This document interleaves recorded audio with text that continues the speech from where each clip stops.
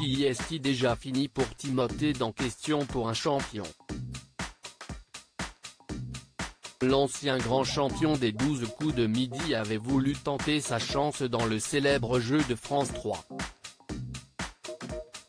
Après 3 participations durant lesquelles il était parvenu à s'imposer sans grande difficulté, mardi 20 juillet 2021, il est tombé sur plus fort que lui. Dans les colonnes de Télé Loisirs, il s'est confié sur cette nouvelle expérience. Ce sont 2 jeux qui ne mobilisent pas nécessairement les mêmes connaissances. Question pour un champion balaye un champ de connaissances beaucoup plus varié et complexe.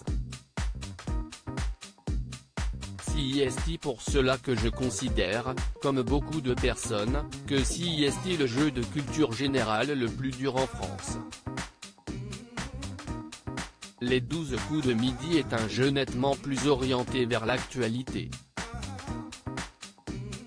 J'ajouterais qu'une certaine rapidité, pour répondre aux énoncés, est requise pour les 2, a-t-il raconté dans un premier temps avant d'assurer qu'il était très heureux de retrouver un plateau de télévision. Je me sentais plutôt à l'aise et je pense que cela s'est vu dès les premiers instants.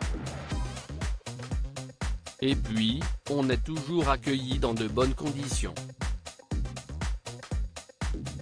C'est ce qui fait, pour ma part, que je n'étais pas trop stressé. Pour rejoindre le casting Question pour un champion, Timothée n'a pas eu besoin de demander l'autorisation à la production des 12 coups de midi, même s'il participe encore au rassemblement des grands champions de l'émission. Timothée dit tout le bien qu'il pense de Samuel Etienne. Il a d'ailleurs assuré que Samuel Etienne, l'animateur de Question pour un champion, a fait totalement abstraction à son passage dans une autre émission. Il participe à la réussite de ce jeu qu'il anime maintenant depuis longtemps. Je l'ai trouvé très emphatique, intéressant et intéressé par les différents sujets que l'on peut aborder au cours de l'émission.